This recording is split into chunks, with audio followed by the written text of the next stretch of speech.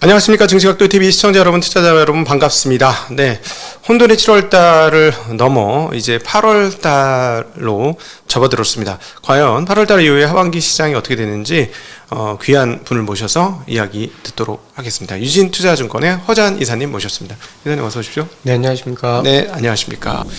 그러면 이번에는 이제 미국하고 중국 관계가 자꾸 만나는 거 보니까는 뭐 되는 일은 없지만 자꾸 만나고 있다 이렇게 하는 거 보니까 뭔가를 만들고 싶어 하는 것 같아요. 뭐 어떤 의도가 있을까요?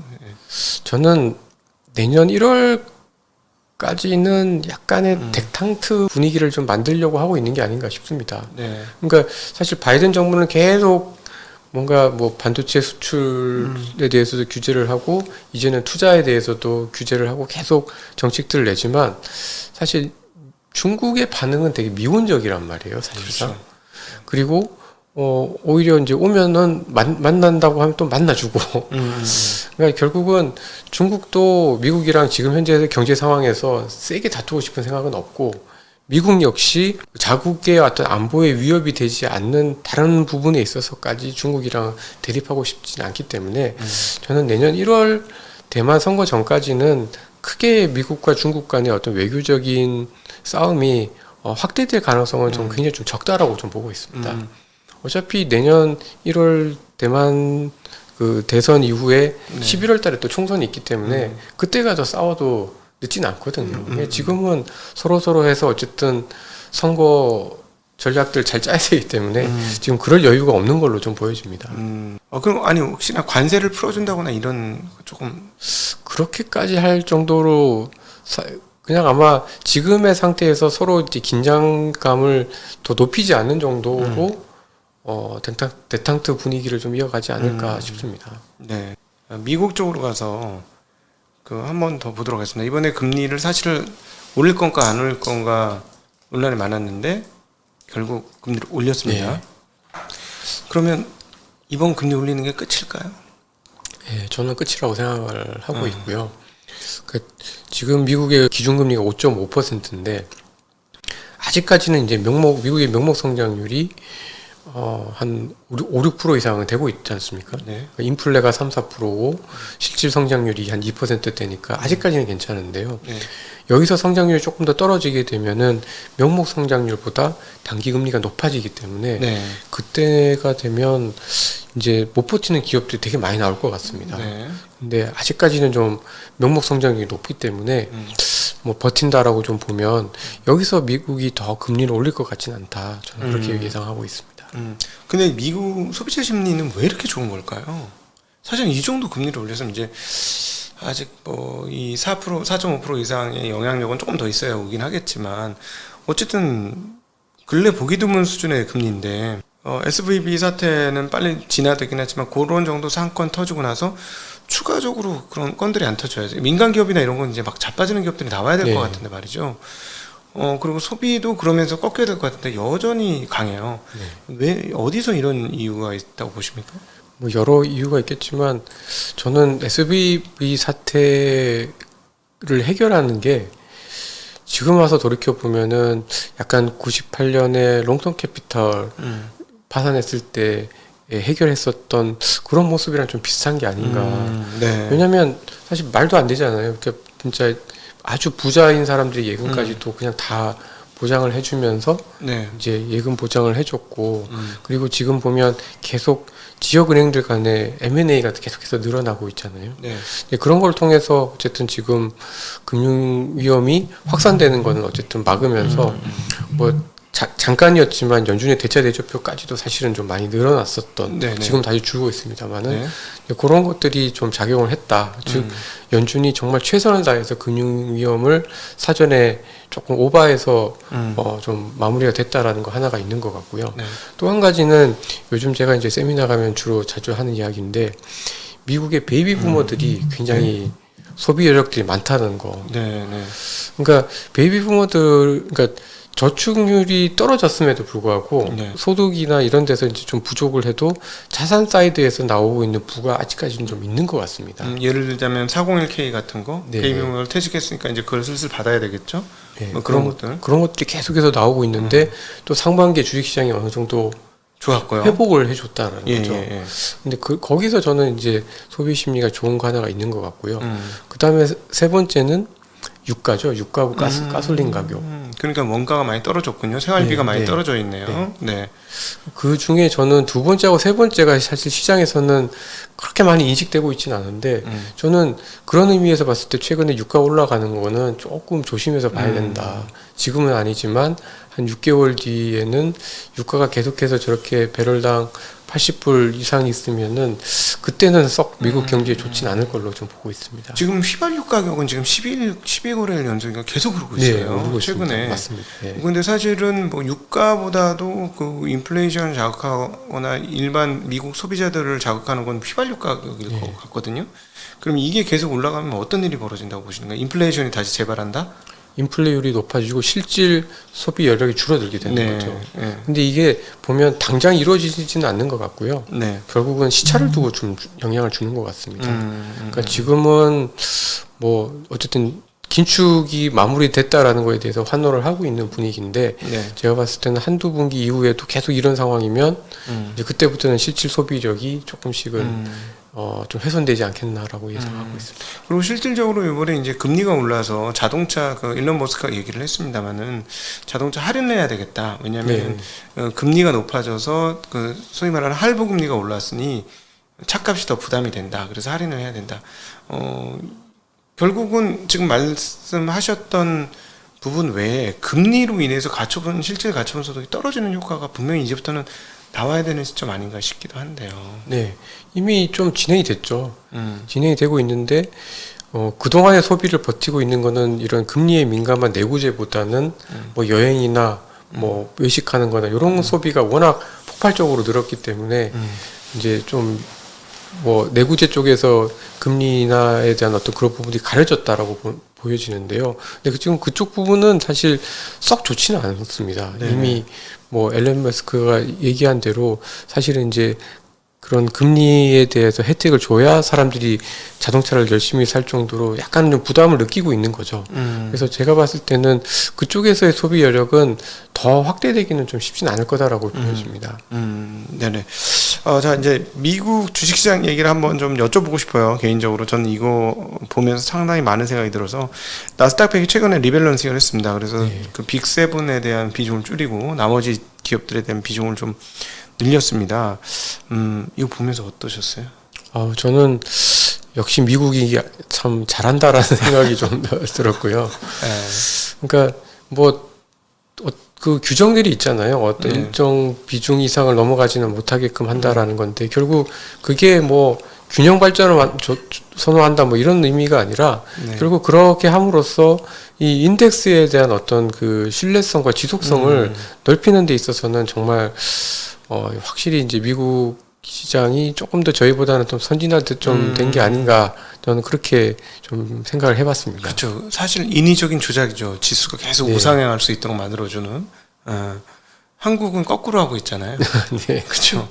주가 오르면 편입시키고 주가 내려가면 편출시키는데 얘네는 그걸 거꾸로 한 거죠. 주가 오르니까 편출을 시키고 주가 낮은 종목들 상대적으로 낮다고 생각하는 편입을 더 시키는 거고.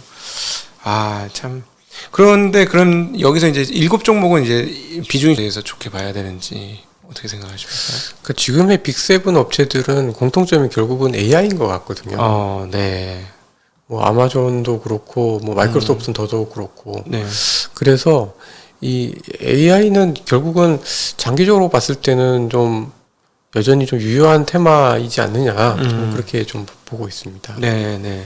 그러니까 매력적으로 여겨지는 산업이 딱 정해진 게 지금 말씀하신 AI, 그 다음에 로봇, 그리고 또 그것들을 만드는 반도체, 이런 것들이 그 매력적인 산업으로 보이는데 요거 외에는 그러면 별로 안 보이는 겁니까? 어떻게 보시면? 저는 요즘 열심히 보고 있는 게 기계 산업 있잖아요. 네.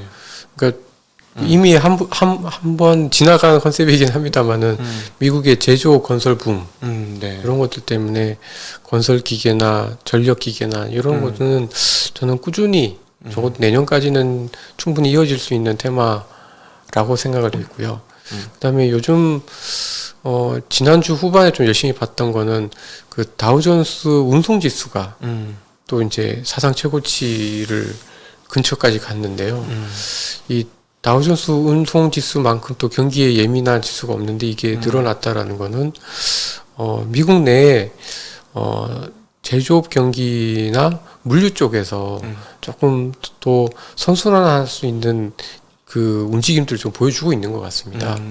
그래서 저는 AI 그다음에 로봇 이런 이제 자동화와 그 테크와 관련된 쪽뿐만 아니라 미국이나 한국에서 산업재료, 네.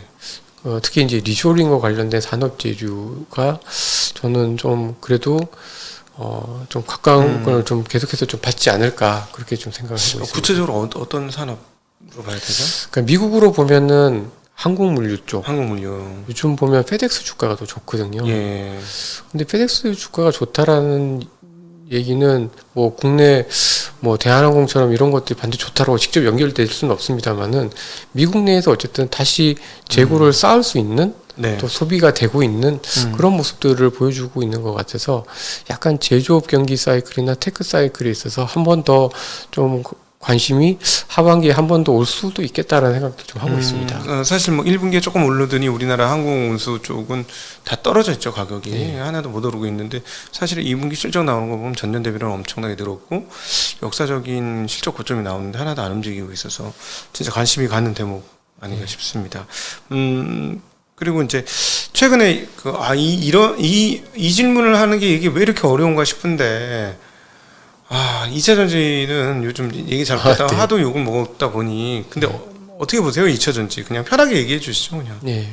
지금 현재 보면은 소재나 장비 업체들의 시가총액이 거의 완성 3사보다도 거의 이제 비슷하거나 그 정도로 이렇게 커져버렸잖아요. 그러니까 납품하는 회사가 납품 받는 대기업만큼 주가가 올라가 버렸습니다. 네. 물론 그만큼 경쟁력이 있다라는 거를 저희가 인정한다고 손 치더라도 그건 조금 과도한 게 아니냐. 그래서 저희는 조금 지금부터는 2차 전지를 나쁘게 보지 않는다고 하더라도 좀 완성 쪽, 셀 3사 쪽으로 조금 더 보는 게 가격적으로 봤을 때나 좀 더 안정적이지 않나라고 생각을 좀 하고 있고요. 사실 그 2차 전지 소재도 저희는 이제 점진적으로는 이제 경쟁이 세지기 때문에 지금의 프리미엄이 계속해서 유지되기는 어려울 거다라고 보고 있습니다. 네. 밸류에이션 어떻게 보십니까? 밸류에이션은 이미 좀 많이 땡겨왔다라고 생각을 하는 거죠. 미래 거를? 네. 네, 그렇구나. 그러면은 그 2차 전지 산업 왜 한국에서 또 좋게 보는 거는 AI는 사실 우리 구체적으로 없잖아요. 한국은. 네. 다 아까 빅테크 세븐 업체들은 AI로 이렇게 귀결이 된다라고 말씀하셨는데 그러면 한국에서는 어떤 쪽을 보는 게 좋을까요? 그래도 HBM과 같은 삼성전자나 하이닉스 같은 업체들은 네. 저는 기회가 분명히 있을 걸로 보여집니다. 그리고 그저께도 마이크로소프트가 그랬나요? 그 CNBC 뉴스를 통해서 오히려 그 반도체 칩이 부족할 수도 있다라고 얘기를 한 걸 보면 반도체 쪽도 물론 이제 반도체 또 소부장 쪽은 엄청 뛰었고 오히려 완성 업체들은 조금 그 차가운 쪽에 좀 속하긴 합니다만은 결국에는 삼성전자나 하이닉스도 한 번 더 기회가 있을 걸로 좀 판단을 좀 하고 있습니다. 근데 너무 모두가 다 반도체를 얘기하니까 이렇게 모두가 다 얘기하는데 맞나 싶기도 하는 마음이 좀 있어요. 네. 저희도 이제 반도체 편입 비중이 좀 되는데 다들 종목들이 너무 많이 오르는 거예요. 네. 지금. 그러니까 참 이걸 계속 좋게 봐야 되느냐, 아니면 중간에 좀 적당하게 꺾어야 되느냐 하는 고민들이 좀 있어요. 근데 산업 전체가 성장할 거라고 보시는 건가 보죠? 과거에 네. 비해서 반도체 네. 산업이? 근데 이제 저는 약간 소재 부장 쪽이 높아진 거는 맞긴 하지만 이제 지금부터는 완성업체들이 조금 더 해주는 그러니까 재고를 좀 조정을 하고 조금 더 이렇게 그 매출이 더 올라가는 그런 모습이 좀 나와야 되지 않을까라고 생각을 좀 하고 있고 네. 아무래도 이번에 2분기 때 삼성전자 실적에서 봤듯이 아마 좀 거의 바닥에 온 것 같기 때문에 네. 아직까지 조금 더 그쪽에 완성업체들 판매업체들의 실적 개선 정도는 완전히 주가에 다 반영되진 않았다라고 좀 보고 있습니다. 네네. 유진증권에서 이제 전략을 보실 때 지금 뭘 중요하게 봐야 된다 뭐 이렇게 하시는 게 있으면. 환경 자체는 채권보다는 주식이 조금 더 유리한 거는 맞는 것 같고요. 네. 근데 이게 계속해서 이제 쏠리다 보니까 네. 이제 오히려 실제로 이제 수익이 안 나거나 아니면은 나신 분이랑 나지 않는 분이랑 너무 이제 격차가 차이 너무 많이 나죠. 너무 지금. 나기도 하고 그래서 사실 지금 좀 너무 되게 혼란스럽고 헷갈리는 국면인 것 같긴 합니다. 네. 근데 저희가 생각하는 거는 한 3분기까지는 주식시장에 조금 더 우호적인 환경이 유지가 되지만 이게 4분기나 내년까지 쭉 계속해서 이어지기는 좀 쉽지는 않을 거다라고 좀 보고 있어서 그렇기 때문에 오히려 시장이 덜 지금 확산이 되고 있다라고 좀 보고 있거든요. 그래서 그런 측면에서 봤을 때는 지금은 너무 좋은 쪽에 이렇게 쫓아가는 것보다는 조금씩은 확산이나 좀 덜 관심을 받았던 쪽으로 옮겨가는 거가 좀 필요한 시점이 아닌가라고 생각을 좀 하고 있고, 그리고 지금부터는 신용 리스크들, 네. 신용 리스크를 조금 더 열심히 봐야 되는 상황으로 좀 가고 있다라고 생각을 좀 신용 하고 있습니다. 리스크라면 어떤 신용 리스크 말씀하실까요? 그러니까 이제 미국의 경우에 이제 레버리지 론이나 이런 쪽에서 좀 부도율이 조금씩 높아지고 있거든요. 네네. 저희 국내도 좀 마찬가지고요. 네. 그러니까 이게 사실 정말 경기 사이클이 다시 좋아지는 사이클에서는 별로 나타나지 않는 현상이 지금 나타나고 있는 건데, 네. 보통 보면 첫 금리 인상 이후 이제 신용 위험이 이제 높아질 때까지 한 1년 반에서 2년 정도의 시차가 걸리거든요. 작년 3월부터 이제 금리를 올렸기 때문에 네. 아무래도 좀 이제는 신용 위험들이 조금씩 높아질 수 있는 시점으로 가고 있어서 네. 지금부터는 약간 더 우량주 중심으로 해서 가야 되는 상황으로 저는 판단을 좀 하고 있습니다. 네. 그 한국 시장은 그럼 어떻게 보십니까? 사실 한국 거래 예탁금 다시 많이 증가했습니다. 58조인가까지 증가하고. 한국 시장도 저는 미국이랑 크게 다르지 않은 게, 저희는 이제 작년에 레고 사태 이후에 네. 돈을 생각보다 이렇게 풀면서 MMF 같은 자산들이 많이 늘어났지 않습니까? 예, 그렇죠. 그리고 최근 들어서 또 부동산 PF 막기 위해서 그 캠코가 또 1조 원 산다고 하고, 이번에 한국은행이 어쨌든 그 금융기관들에 그렇죠. 대한 대출 대대적으로. 제도를 이렇게 확 푼 거를 보면은 돈이 좀 더 또 풀리는 듯한 느낌입니다. 한국. 예. 예. 그러니까 이게 시장이 안 빠지는 것 같아요. 근데 또 그 돈들이 대부분은 또 저희가 이제 좀 센 종목들로 그러니까 이제 더 이제 가는 그런 흐름들이 좀 나타나고 있는데, 저는 요게 지금은 괜찮지만 나중에 좀 후폭풍이 좀 되어서 돌아오지 않나, 네. 그렇게 좀 예상을 하고 그 있습니다. 말씀인즉슨 여기서 부동산 가격이 다시 붐업을 해서 올라가면 나중에 좀 심각한 문제가 있다. 네. 예. 사실은 이번 정책이 이렇게 나온 거 보면 부동산 가격 올라도 전혀 할 말이 없는 거죠. 네. 이 정도까지 하면 막아주는 건 문제 생각을 다 거의 사전에 거의 다 막고 있는 거니까. 지금 저도 제일 걱정되는 부채 비율이 여기서 다시 올라가면 과연 어떻게 될까? 예. 저희 같은 경우는 미국은 그래도 가계가 고정금리로 오랫동안 30년 넘게 빌리기 때문에 그나마 충격이 적은데, 네. 저희는 사실 변동금 또 이제 인플레가 나오고 자산 가격이 올라가서 금리가 혹시라도 또 올라가게 되면은 사실 굉장히 좀 취약하거든요. 네. 그래서 지금은 되게 뭐 첨단 산업으로 다들 관심들이 있지만, 또 저편에서는 이거 저러다가 나중에 내년에 어떻게 하려고 하나라는 걱정들이 사실은 좀 있습니다. 네, 그쵸. 예. 한국은행 왜 그랬어? 왜 저렇게까지 열심히 하는 법에 할 수 있는데 최대한 최선을 다해서 유동성을 네. 공급해준다는 이야기를 한 건데. 이미 시중에 유동성이 그래도 작년부터 대출 금리가 실질적으로 조금 떨어졌기 때문에 네. 저렇게까지 안 해줘도 될 텐데, 돈의 양 자체를 또 늘리고 네. 역전세에 대해서는 또 돈을 또 빌려주기까지 하면은 이거 뭐 부채가 늘어나도 할 말이 없는 거잖아요. 그렇죠. 그래서 이것도 정치 논리로 가서 또 내년에 대선을 보고 저러는 거 아닌가 하는 생각도 들기도 하고, 그래서 약간 좀 뭐 그러니까 지금 상황이 자체가 주식시장이 올라가는 게 증권사 직원으로서 그렇게 나쁘지는 않은데, 네. 조금 약간 살떨리는 장세? 이렇게 정리해 볼 수 있겠네요. 그러니까 돈 많이 풀었으니까 시장 올라가는 거는 그래 논리적으로 맞는데 이렇게 돈 푸는 게 그냥 열심히 일해서 돈 번 게 아니라 부채로 돈을 풀었으니 잘못하면 하시라도 문제가 또 생긴다. 예. 그런 문제가 올해보다는 내년 정도에 좀 네. 불거지지 않을까 하는 그쵸. 생각입니다. 예. 어디가 약한 골일까요? 뭐 기본적으로는 건설 쪽일 것 같습니다. 건설. 예, 건설. 그럼 PF. 예. PF는 어디 새마을금고 증권사 이쪽에서? 증권사 쪽이겠죠, 아무래도. 증권사에서. 새마을금고는 이번에 그 한국은행 나온 거 보면은 중앙에서 하는 거는 다 거의 다 막아줄 것처럼 얘기를 해버려가지고요. 어느 정도는 좀 막아줄 것 같습니다. 네네. 그리고 최대한 지금부터 이제 9월부터 시작해서 1년이니까 뭐 내년 중반까지는 큰 문제 없겠죠. 근데 이제 증권사 PF, 특히 브릿지론 같은 경우는 그렇게까지는 안 해줄 것 같아서. 만약에 부동산 가격이 오르면 해결되는 문제 아닙니까? 오를 때야 좋지만 오른 게 끝났을 때는 이제 또 좀 문제가 되지 않을까 싶습니다.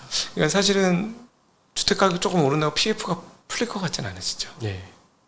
그게 문제인 거죠. 신뢰가 한번 사실은 금이 살짝 갔기 때문에 예. 이거 회복하는데 시간 좀 많이 걸릴 것 같습니다. 예를 들어서 지금 본 PF라면 몰라도 브릿지론 정도 수준이면 본 PF로 지금 상황에서 부동산 가격이 올린다고 해서 본 PF로 넘어가기는 쉽지 않겠죠? 어떻게 보십니까? 쉽지 않습니다. 예. 그리고 제가 들은 얘기로는 저희 아는 후배가 하는 얘기가 직접 이제 부동산 대체 쪽 하는 친구 얘기가 레고 사태 이전에는 조달 금리가 5%였대요.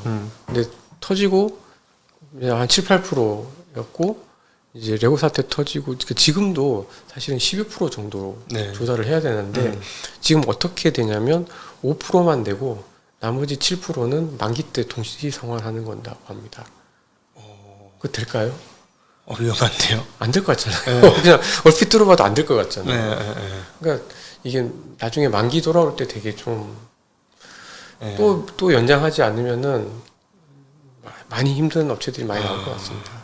그러면은 사실 그냥 편하게 저희는 부동산 전문가는 아닙니다. 그러니까 편하게 얘기해 보면 서울 핵심 지역에 있는 것들은 가격 올라가지고 어떤 식으로 이제 커버가 돼도 외곽 사이드에 있는 거는 네. 진짜 위험해진 상황들이 도래할 수 있겠네요.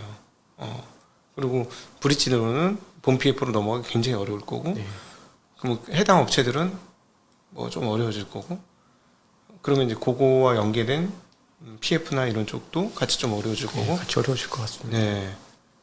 그러면은 본 PF로 넘어간 건 담보가 있으니까 그나마 어떻게 돼도 브릿지론 단계에 있는 건 담보가 없으니까 좀 어렵고, 뭐 그런 정도로 봐야 돼요. 네, 그렇게 생각하고 있습니다. 그러니까 증권사 PF가 더 어려울 것이다. 네. 잠깐 다시 한번 설명드리면 우리가 허가를 다 받아서 건물을 지으려고 하는 게 이제 본 프로젝트 파이낸시라고 그러고, 그때는 그 허가 다 났기 때문에 은행으로부터 대규모 대출을 땡겨서 건물을 지을 수 있습니다. 여기서의 문제는 입주가 안 되면 심각한 문제가 되는 거고요. 마지막에 계약금만 내놨다가 잔금 안 치르고 안 들어오면 그걸 휘청하게 되는 거고요.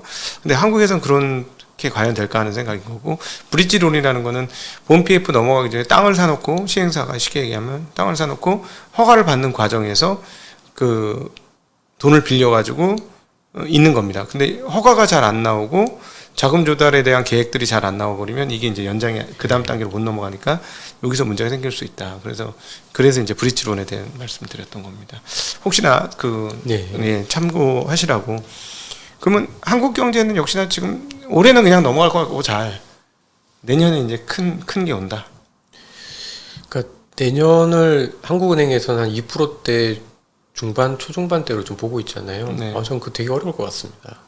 인플레이션? 아니면 금리? 네, 성장률이요. 성장률. 네. 되게 어려울 것 같고요. 네. 내년에 수출이 그야말로 좀 좋아져도 1%대 중후반대를 넘기는 어려울 걸로 보여져서 약간 좀 그러니까 올해는 다른 국가들보다 선방할 것 같은데 내년에는 좀 다시 좀 어렵지 않겠나라고 생각하고 있습니다. 혹시 갑자기 이제 AI 쪽 서버 쪽이 잘 풀려가지고 반도체가 다시 한번 제자리를 찾는다 이러면 좀 커버되지 않겠습니까? 반도체만 좋겠죠. 반도체만. 네, 그렇죠. 자동차는 올해보단 내년이 좋다고 말하기는 좀 어려울 것 같고. 네, 그러네요. 또 혹시 이제 투자자분들한테 해주시고 싶으신 얘기 있으시면은 뭐 주의할 점이라든가 뭐 아니면은 당부하고 싶으신 얘기 있으시다면? 지금 뭐 사실 시장의 변동성이 워낙 크고 네, 지금 뭐 불안불안하지 않습니까? 네, 근데 이제 인간의 본성을 보면 이게 관성의 법칙이라는 게 아까 중간에도 한 번 더 말씀드렸지만 그래서 저는 지금 갔던 종목들이 또 갈 수 있는 그런 환경에서 그렇게 멀리 이번에 어떤 시장의 어떤 변동성이 그거를 크게 망가뜨렸다고 보고 있지는 않습니다. 네. 근데 저는 그게 되게 위험한 것 같거든요. 그리고 보통 이렇게 변동성이 급등락을 경험하고 난 다음에는 사실 바로 시장이 끝나거나 뭐 바로 그 테마가 이렇게 바로 이제 막 하락세로 갔던 적은 없고요. 네, 꽤 또 올라갑니다. 네, 근데 사실 이제 기울기가 이제 옆으로 기우는 현상들이 나타나는 경우도 되게 많았고, 그러고 난 다음에는 서서히 힘을 잃으면서 주도주로서의 역할들을 또 못하는 것들 좀 봤었는데요. 네. 이번에 2차 전지도 그렇고 굉장히 급등락했었던 종목들의 모습들을 보면은 사실은 약간 투자의 모습은 아니었었던 것 같다라고 좀 보여지는 거죠. 그래서 네. 그런 상승에 대해서는 저희가 너무 따라가는 거는 좀 피하시는 게 오히려 장기적으로 수익을 내는 데 있어서는 좀 더 좋지 않을까. 좀 그런 당부의 말씀 좀 드리고자 합니다. 아, 네. 아유, 이렇게 사실은 굉장히 어려운 당부의 말씀 해주신 거예요. 요즘에는 함부로 사실은 굳이 뭐 유튜브나 이런 거 나오면서 욕먹을 일 할 필요가 없는 거죠. 네. 남이 듣기 싫은 일 할 필요 없는 거. 그래, 좋아. 이렇게 하는 게 세상 제일 편한 방법이긴 한데, 그래도 양심상 그런 얘기를 해주신 것 같습니다. 왜냐하면 뭐 학자적 양심이라고 할까, 애널리스트의 양심으로서 뭐 과한 과하다라고 얘기하는 게 또 네. 그렇게 말씀하실 수 있는 거니까 그런 측면에서 좀 저희들 얘기를 들어주셨으면 하는 마음이 있고요. 오늘 투자인사이트 시간 우리 유진투자증권의 허재한 이사님과 함께 좋은 시간 가져보았습니다. 긴 시간 이렇게 함께해 주신 허재한 이사님께 감사드리고 함께해 주신 모든 시청자분들께도 감사 인사 드리겠습니다. 인사드리겠습니다. 고맙습니다. 감사합니다.